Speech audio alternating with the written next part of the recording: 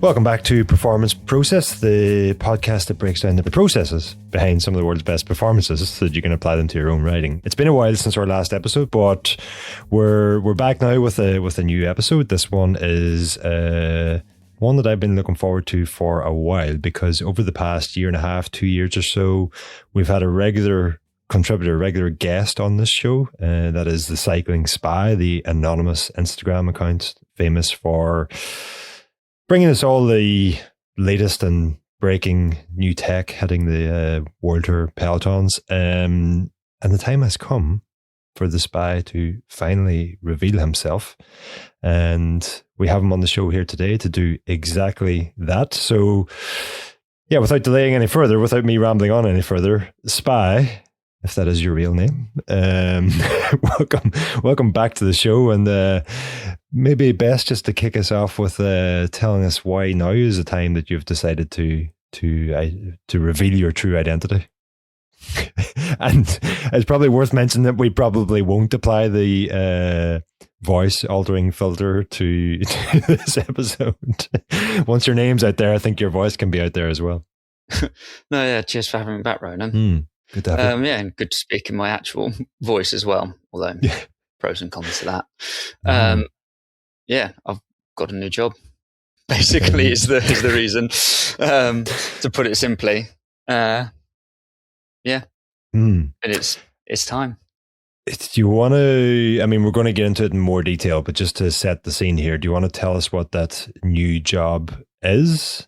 Because I think that's partly why you've decided to reveal your identity and lift the cloak on who the CyclingSpy is. So I'm going to be performance apparel engineer, to give it its full job title, at Lidl Trek moving forward. And I think the quickest way you would annoy all the other teams is if you were to carry on posting all of their like new tech innovations that have not seen the light of day in a race yet, and keep your stuff secret, as well as it being, I think you lose all journalistic integrity if you're working for one of the teams posting about everyone else's stuff. You'd be incentivized to post some stuff, disincentivized to post other stuff. I don't really want to mislead people as well. Like, the account has run its course. I mean, we've had chats as well about that. You have brands that post quote unquote spotted pictures when it's, so they're kind of self-leaking stuff. And I think that it's had its time. So it's a good time to move on to something else, I think. The strategically leaking strikes again. Sorry for ruining a bit of tech journalism after having ruined Cycling Aero before as well. Was there any part of you was like, actually, I have a little competitive advantage here in that I have people from all around the world sending me pictures and screenshots and images of what the other teams are doing as I'm moving into performance engineering space with a World Tour team. That sort of conveyor belt of insight could be quite useful. Were you anyway tempted to keep it running?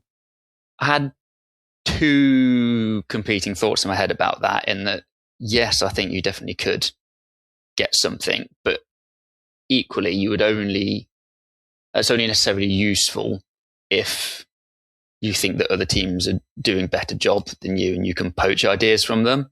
And obviously the hope would be that you are, technologically speaking, far enough ahead that you're trying to stop others copying you rather than copying what others are doing. So as well as it being unethical is maybe the wrong word, but a bit cheeky. Yeah, I mean, it's a small sport in the grand scheme of things, and a word like that would probably quickly get about. There are enough people who know who you are. At this point, it's like a semi-open secret, isn't it, really? Yeah. Well, do you want to go ahead and make it a fully open secret and just tell the audience, what is your actual name? My full legal name, Ellis Pullinger, performance apparel engineer Lidl Trek.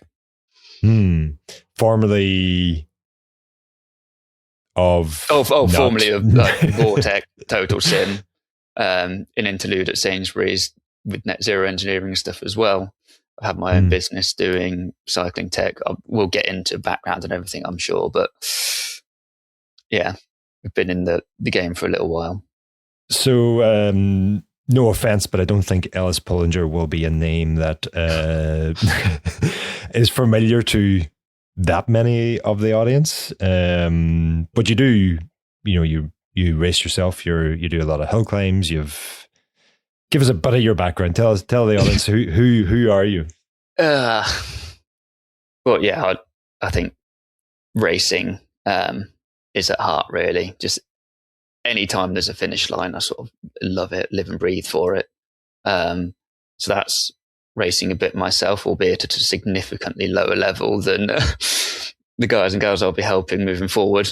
Where to start? So there's, I think, two sides in sort of the racing and then the engineering side.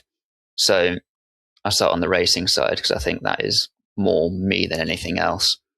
Been a fan of Formula One since forever. Since what age are you? 27, about to turn 28. Recently married? Yes, married 6 weeks ago. Congratulations. No, thank you very much. Yeah, no, best thing I've ever done. So very good. Yeah, very happy. Thanks. Obsessed with racing since I was tiny. Like driving in like a little go-kart my granddad made out of lawnmower and like welded together table legs since I was 3. So anything where there's like a race and whoever crosses the finish line first have been obsessed. And I was revising for, it was like mock exams at like 14, 15, just flicking through the TV channels just so there's like background noise. Flick on to ITV4 and it's the prologue of the 2012 Tour de France. And I think it was Sylvain Chavanel was crossing the line as I flicked onto the channel. And then I think Wiggins went afterwards and obviously pipped him by like a second and a half. And then Cancellara came across and put a handful of seconds into that. But I mean, it was instant. Like, Tony Martin punctured immediately. I can't remember, to be honest. But yeah. Yeah, obsessed immediately. And it was, and then learning about it more and more, just became completely obsessed. Started racing at university where I was doing aeronautics, astronautics, engineering at Southampton. Started racing and became completely obsessed, completely fell in love with it. And I've been doing less racing more recently, but still trying to I get itchy if I don't get competitive in too long. Just need to have an outlet, otherwise I think I'll become quite irritable. And then the engineering side, again, sort of stems from the F1 interest. I decided, I think at age 9 or 10, that I was going to go to Southampton and do aeronautics and astronautics because that's what Adrian Newey did. So from a very early age, knew exactly where I was going, exactly what I wanted to do, and everything was F1. And then got to university, joined the Formula Student team, and all of the people that have gone to do like year-long internships, stuff like Mercedes and Red Bull, they were coming back and giving talks as to how to get internships and then on graduate schemes and that sort of thing. And they would describe that how they spent their entire year-long internship working on the cooling outlet for the right-hand side of the side pod for Mexico and it not even getting on the car. And I was like, that's a bit far-flung from the Colin Chapman 60s, 70s Lotus style where one person can have quite a big influence. And that almost disillusionment, as it were, came at the exact same time that I started racing bikes in and around Southampton. And just, was looking to do more different things, but also be able to make more of an impact as one person than one part of 1,500. And that, just found Total Sim and Vortex, which I'm sure we'll get into. But that's then where the racing, cycling, and engineering all married together. I mean, just going back to that initial introduction to cycling, 2012, what a time for a young English lad to switch on the TV. You've got Wiggins wins the Tour. You have the Olympics in London immediately after it. I'm getting goosebumps thinking about the Tour of Britain that year because of the crowds that were out. It was just incredible. So you maybe, there's some sort of, I don't know, fate or what involved there, but if you were a kid turning on the prologue of the Tour de France any other year, you might have quickly found a way to fall out of it again, but everything was probably aligned that year just to suck you further and further into the sport. Yeah, I mean, I think there was a few things that lined, because I had not, I mean, in the UK, we talk about like legacy babies, I think, or legacy children, in that who had that exact same sort of inspiration from that summer in 2012. But I'd heard nothing about cycling. Obviously, everyone's heard of the Tour de France, but I had heard nothing of the hype of Wiggins. And because of course, he'd done decent GC rides in the years prior, and there was hype building about the 2012 GC attempt. But I'd heard basically nothing about that beforehand. It was pure chance that I was flicking onto it. And I think what added into that was the fact it was a prologue, and it was 7 minutes long. And the margins end up being split by tenths of a second. And it's those really small margins that I think got me hooked. So I think there were a few things that had to happen to get to that. It had to be flicking to the channel at that time of day, on that day, and it happening to be a prologue as well. And then, watching the Planche de Belfi summit finish as well, and all these things. And, you're sitting there thinking, great. Oh, this is normal. The British riders just win everything at these big races. We've got the world champion as well. I mean, it kind of is normal these days, I guess. But at that point, it very much was not the norm. That was just kind of the start of it. You went then a few years after that, I'm assuming, to Southampton, studied there, and then before Total Sim and Vortec, and you've mentioned Vortec a couple of times. That's the clothing development company. I mean, we will get into it in more detail, but just to give listeners who aren't aware of what Vortec are, they make those so-called super suits or skin suits that have the dual layer technology built into them, and a lot of riders are wearing them rebranded as other kit. But before that, you did qualify at Southampton and work briefly in Formula One despite that disillusionment. Is that right? So I did my undergrad at Southampton, aeronautics, astronautics, and then did like my final year dissertation doing stuff with Lecole, like in wind tunnel clothing testing and putting the fabrics under a microscope, which then led into Total Sim, which was, as I said, sort of as I kind of not fell out of love with F1 because I still love it, but decided that it wasn't the working environment for me necessarily. Looking at aerodynamic consultancy companies, in which if you look at that in the UK, the first one that comes up is Total Sim. And as it turns out, those are the same people that did all the British cycling aerodynamic testing stuff in the years and the Olympics gone by. So that obviously worked out quite neatly. And 2 weeks after I Googled that, so again, this is very grateful for some of the luck that I've had over the years. Rob Lewis was doing a talk at Southampton for the RJ Mitchell lecture. The guy who runs Total Sim and Vortec and Silverstone Sports Engineering Hub. So sort of introduced myself, put my name forward, and then essentially got the internship there, and then just didn't go back to finish my master's. Total Sim, for context, being a company that spun out of the CFD department of a Formula One team, and the Total Sim as a company has done consultancy for race teams, F1 teams, and obviously everyone like talks and you collaborate with people. So there's not in F1, but F1 adjacent. And then Total Sim and Vortec are closely linked as well. Yeah. So it was when the commercialization rules ahead of the Tokyo Olympics were announced that essentially everything has to be actually properly for sale. So there was the internal cycling project within Total Sim that was essentially the British Cycling Secret Squirrel Club stuff, in the years prior. And the UCI rules change, and that you actually have to sell these things and be able to buy them, not the classic British Cycling UKSI track bike where it's on a web page for 30 minutes and it's out of stock. But it was technically up for sale at some point. So that's how Vortec was spun out of Total Sim and turned into its own company, and then all the services and products sort of get built on top of that to make it an actual sustainable business. So what were you doing at Total Sim and then later at Vortec? Where to start? Developing. Yeah, where to start.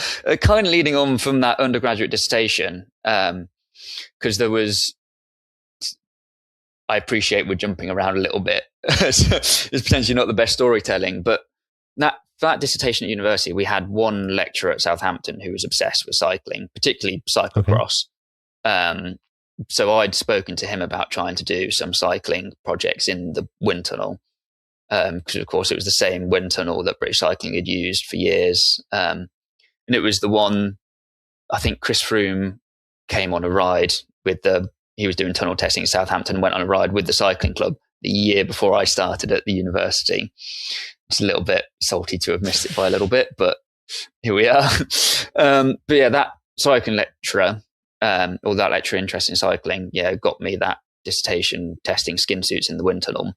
And essentially I kind of carried on where I left off at university at Total Sim, and they announced that changing the overshoes. So one of the first projects I did was developing the Vortec overshoes, and then getting on hand with small wind tunnel testing, large wind tunnel testing, developing new fabrics, just the full 21st century skin suit development stuff. Those Vortec overshoes being the overshoes that I'm guessing this was around 2020 or 2021 were making headlines for being like £600 or something like that, and Dowsett was wearing them, and they were the overshoes that everybody wanted but nobody had.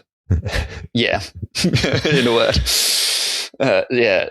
So yeah, well, that was when the thing earlier about kind of not ruining cycling, but taking it up a notch. But yeah, it was. I mean, those things were expensive to develop, so it's it's hard. It's to feel guilty about the price that they're selling, but also the effort and things. If you want to make something that is like world leading. And I think at least the goal that I had, and I think we kind of developed there early on, was the goal was to make the products so good that if you weren't wearing like Vortec products at the Olympics, for the sprint stuff at least, then there'd be no point in turning up. Like, you might as well not bother turning up if you weren't in this stuff. That was like the whole thing about like achieving perfection. You can never achieve it, but at least you aim for that. So that was just the amount of work that went into doing that stuff. And I mean, it was countless hours in the small wind tunnel, in the large wind tunnel. And that setup, I mean, I think it's the Fusion wind tunnel now. Like the Fusion clothing brand have done a very similar setup there, where the clothing is made in the same place as the wind tunnel, and they've got all that testing going on. A place that I visited recently, and there will be a feature on sometime over the summer or early autumn. So yeah, I mean, a lot of listeners to this podcast will be familiar with Vortec suits. And so when you're now identifying, so to speak, who you are, and people can tie everything that we've seen in the CyclingSpy account over the last couple of years to everything we know about those Vortec suits and your involvement there that you're telling us about now. I guess while you could never really fully explain why you were qualified or had the understanding that you had to comment the way you did, it's making a bit more sense now. Yeah. Quite a few hours spent. I think the totted it up was like over a few years, 1,500 hours in the wind tunnel. I think it was like 100,000+ combinations of fabric, wind speed, yaw, stretch, temperature treatment. So yeah, hence why I think lots of people have sent things in asking about wheels and stuff, and I go, I'm definitely not a wheel expert. You'd have to ask Jean-Paul, the Swiss side, about that, about wheel tech. Fabrics and skin suits is definitely more of my experience. And I think you can see that reflected in when I post things, what things I go into more or less detail about, depending on what I actually feel comfortable having any amount of knowledge about. I mean, the only thing that anybody ever remembers is the trailer mount on what's his name? T-Spinute. Tish, yeah. I'm no, so I wouldn't be worrying down. about wheels if I was you. Yeah. I said, well, I only got married 6 weeks ago. Understanding about kiddie trailer mounts is some years off yet, in my defense. So throughout that time, though, like, I mean, one of the things you revealed in this podcast was that you weren't working in the cycling industry. You were outside of it. So when did you leave Vortec Total Sim and join Sainsbury's, which for international listeners is a supermarket chain? What were you doing there?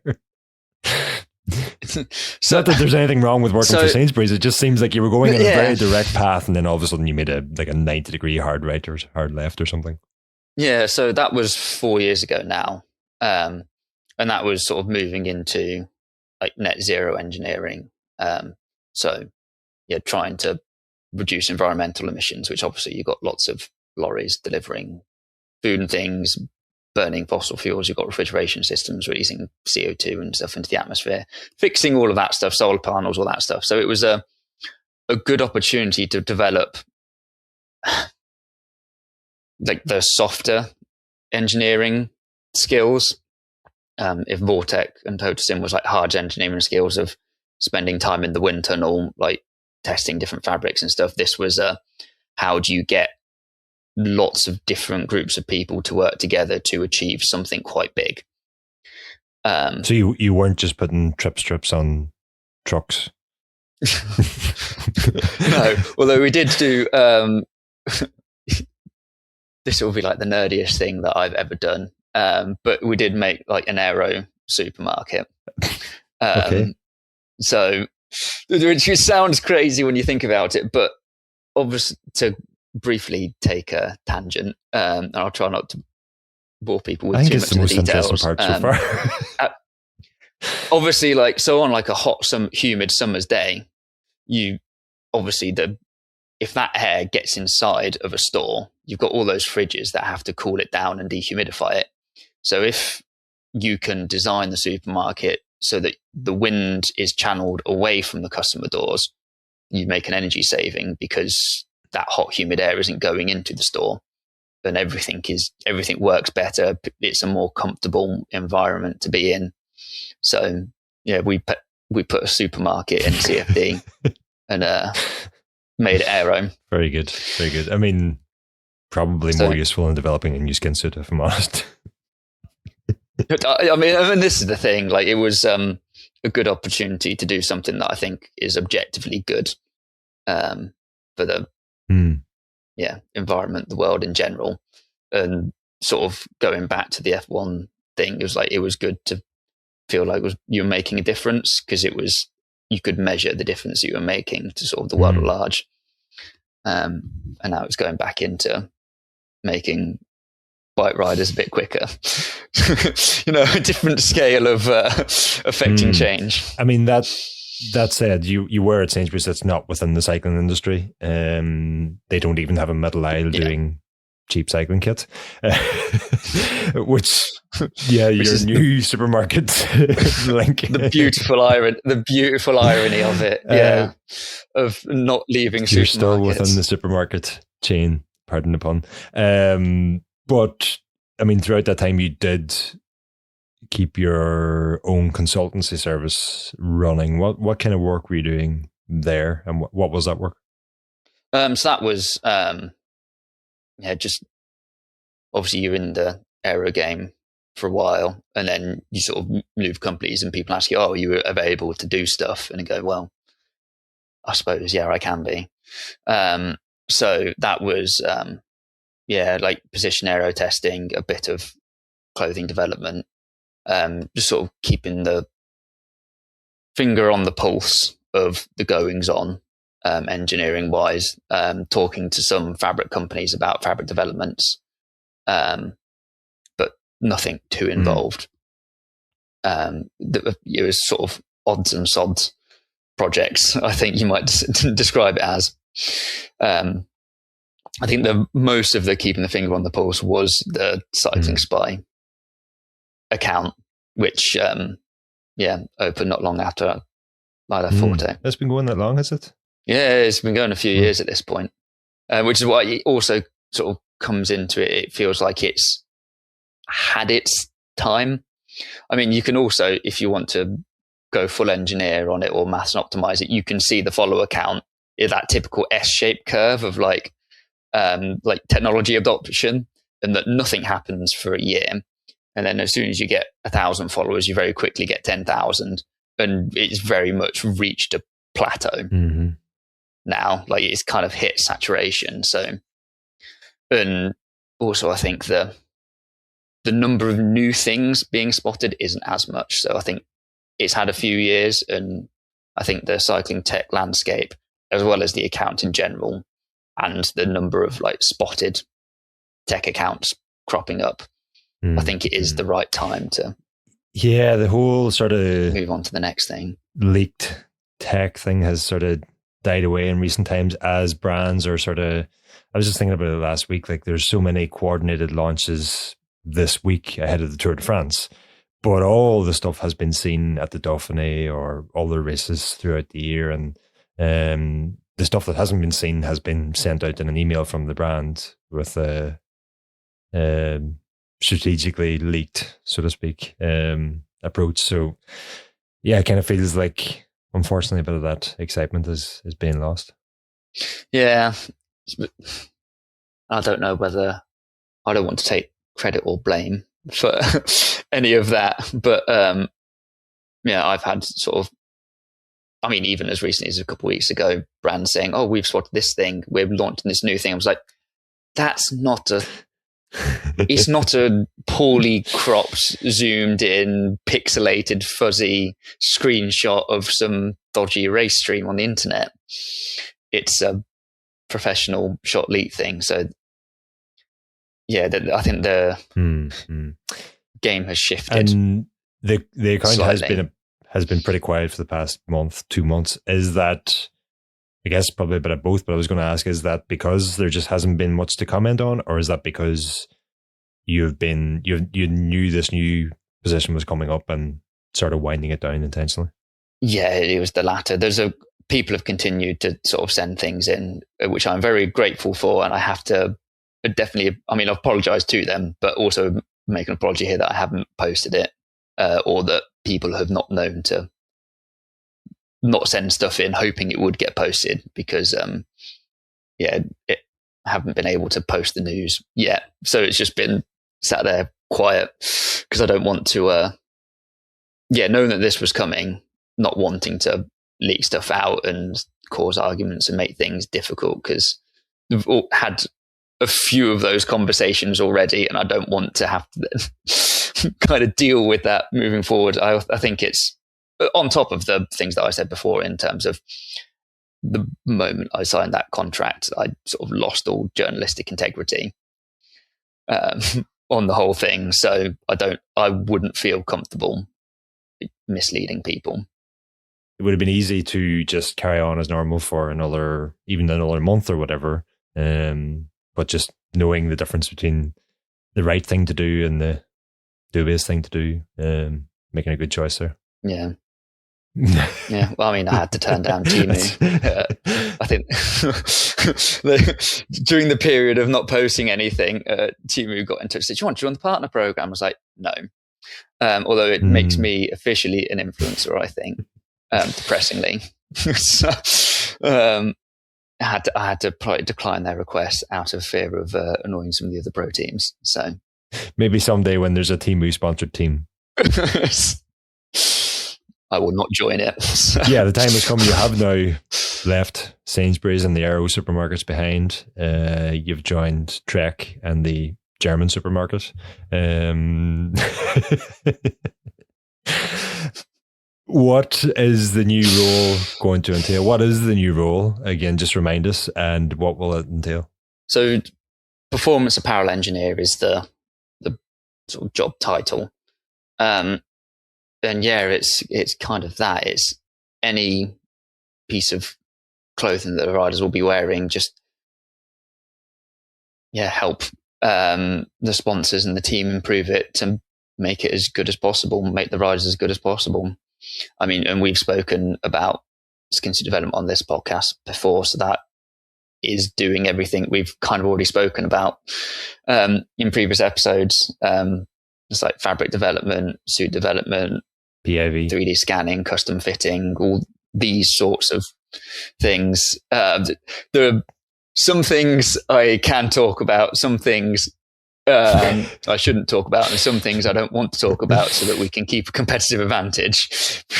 Previously, it was in my interest to make as many things as known as possible that I can talk about. Whereas now it's like, well, yeah, we've got races to win. So there you go, folks. This is what happens. He's been muzzled. Yeah. I just like winning bike races. So I'm sure Dan probably has the same thing of desperately want to talk about cool stuff because it is cool stuff. But you also want to win bike races, and the more other people know, as long as there are people that can take advantage of that knowledge you've made public, and obviously it takes some time for people to copy stuff, but you kind of don't want to give them as many hints as possible. Having said that, we've already discussed a lot of the things that I want to be doing moving forward. So there is also that. Giving such information freely can point people in the right direction, but knowing what to do with that information takes a skill set I can tell you what we talked about. Yeah. I can't go and do it myself. Yeah. I'm sure you, of all people, probably would be able to make a good fist of it, though. Yeah, I doubt that. It's an interesting role, though, because it's one that we're seeing more and more teams actually hiring into that space. All the teams will have a clothing sponsor, and Little Trek are working with Santini, obviously. Where do you sit in that sort of... Are you working as closely with Santini as you are with the team, or are you working... How does that look? Because it is a role that we're seeing more and more teams hiring, despite having clothing partners, third-party clothing partners. Yeah, absolutely. So it's essentially almost like a more direct thing for... It's kind of like the one point of contact between the riders and then like the clothing partner, like Santini as well. It's taking all of the information, dissecting it as like a way to move forward. Because again, I haven't been with the team very long at all at date of recording. T minus 0 days, I think. Yeah, exactly. Yeah. So, but sort of the conversations I've had already, it's essentially is like extra resource for Santini, but with like closer workings with the team, so that day in, day out, I'm with the riders in the team to help make products better tailored for them. So yeah, it's helping, Santini make as good a kit as possible for the riders, and that is taking like information from Santini and that we know works with fabrics and how to go and make like race apparel, and then also taking feedback from the riders, what they like, what they don't like, and then understanding of what is possible and how to fix that, and essentially tying the knot sort of between all of that, so it's all, I think, harmonious is potentially not the best word, but that sort of thing, so it all works together like as nicely as it can do. Is there also an element of, with the UCI clamping down on so many other areas of development, bar width and frame design and this, that and the other, that actually clothing is, while there are still regulations in place, is still a huge area of potential development? Oh, I mean, massively, yeah. And even as the UCI clamps down on clothing, there are still massive opportunities, almost just solely due to it is in terms of surface area, at least, the single biggest part of the bike rider system. And as we've spoken about before as well, and you fully well understand, there's, compared to like the size of a wheel or the frontal area of a bike, the frontal area of the rider and the amount of fabric covering their body is massive. So there's a lot of surfaces on which you can do stuff to make a difference. And I guess even as the UCI likely brings more regulations around clothing in future, that just sort of, you might be sitting there thinking, oh, that could maybe put my job at risk, but actually that just makes your job even more important because there's a new set of regulations that we need to optimize to as quickly as possible. Yeah, to not make it this an F1 podcast, there's the whole thing in F1 that you read the rules once to understand what it says, and then you read it a second time to understand what they don't say. So every time the rules are introduced, there's just more opportunities for spotting gaps that other people haven't seen, and going for that. So it's, yeah. I mean, and again, you look at what Dan has done, the number of times he's had tit for tats with the UCI. That will keep happening because you can only change the rules so quickly. You can only develop things so quickly, and it's a development race. Which is kind of why, part of me wishes the UCI would just move to a model of, here are the rules for the next 5 years. Have at it. If something is blatantly a safety issue, then we might intervene. But for 5 years, this is what we're going to do. And in 5 years' time, this is what we're going to do for the next 5 years. And in some ways, it makes the whole thing worse, but I think that it would be a net positive. Yeah, I mean, we could have a whole series of podcasts debating on how to make UCI rules. We have done. I mean, I've done articles on Escape on the very subject. So, whilst you were otherwise preoccupied riding in a big circle around the island. Yeah, the UCI tend to pick times that I am away from the office to do big things. So appreciated you jumping in at that point, yeah.